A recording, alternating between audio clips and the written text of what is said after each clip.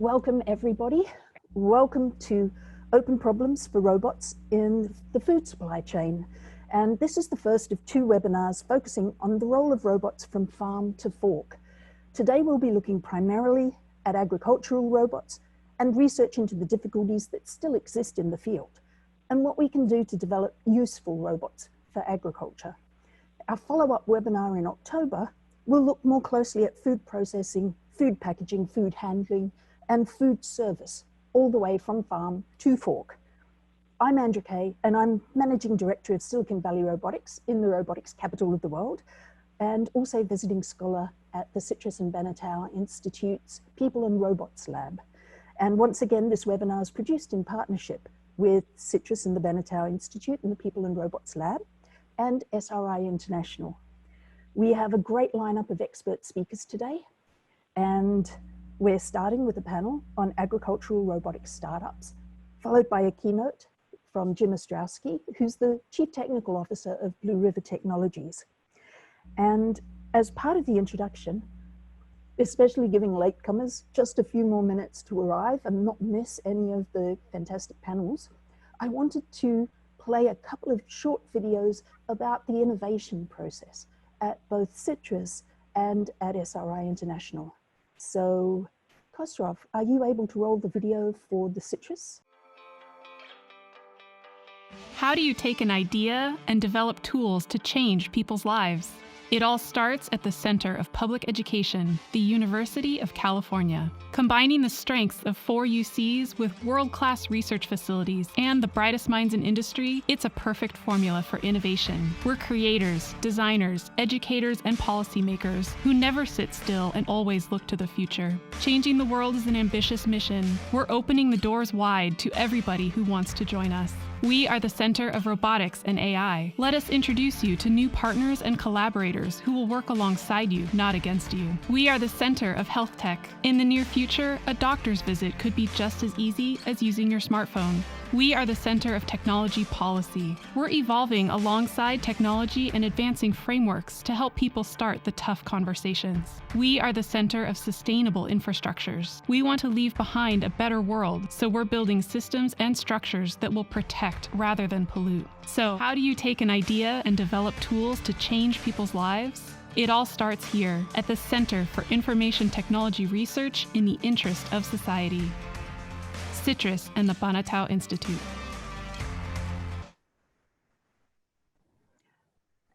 And now I'd like to share some of the innovation process for SRI International, who are famous for, among many things, developing the internet, but also some incredibly advanced robots.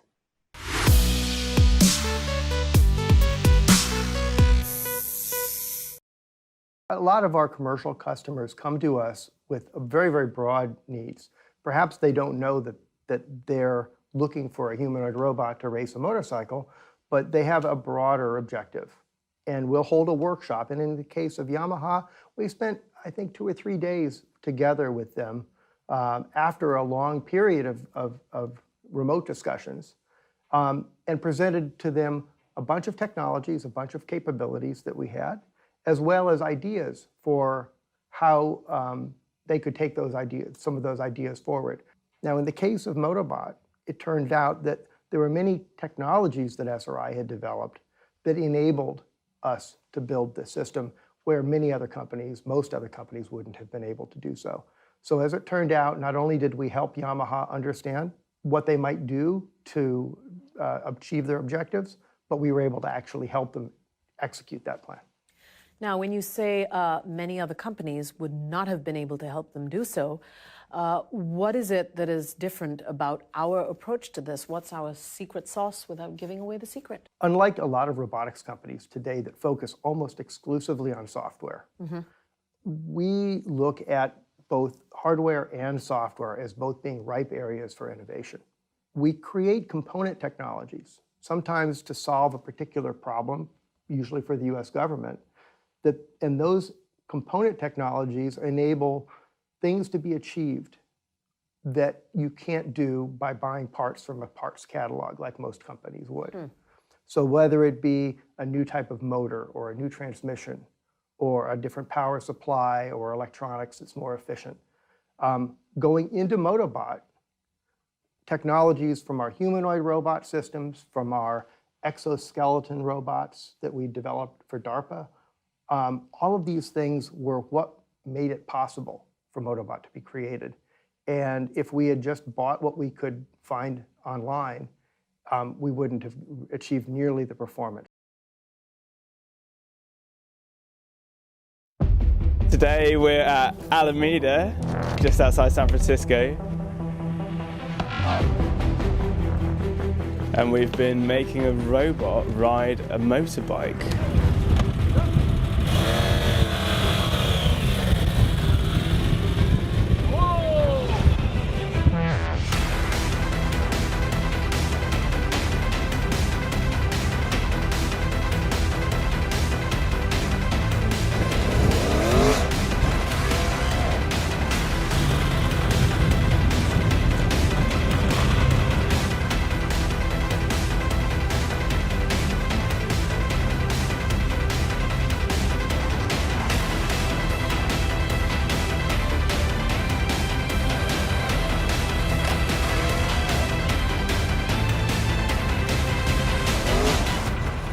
Moving forward, we're going to be racing Valentino Rossi.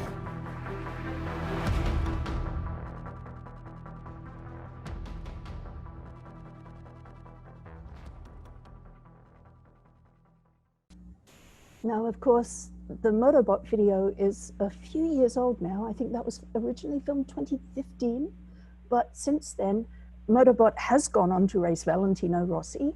And for the humans in our audience, the good news is that Valentino Rossi is still better.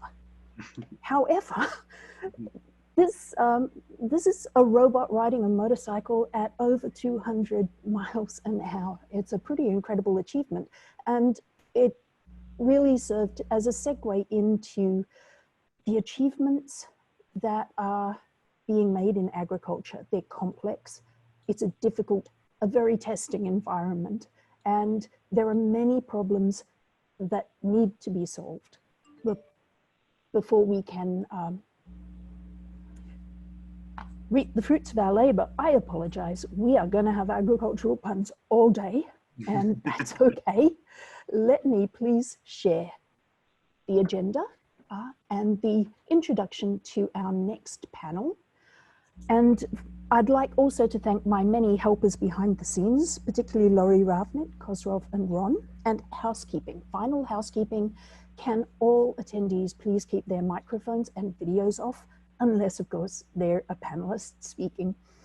And we'll be monitoring both the chat and the Q&A tabs for questions. If you use the Q&A tabs, you can also vote up other people's questions, and there'll be plenty of time for Q&A.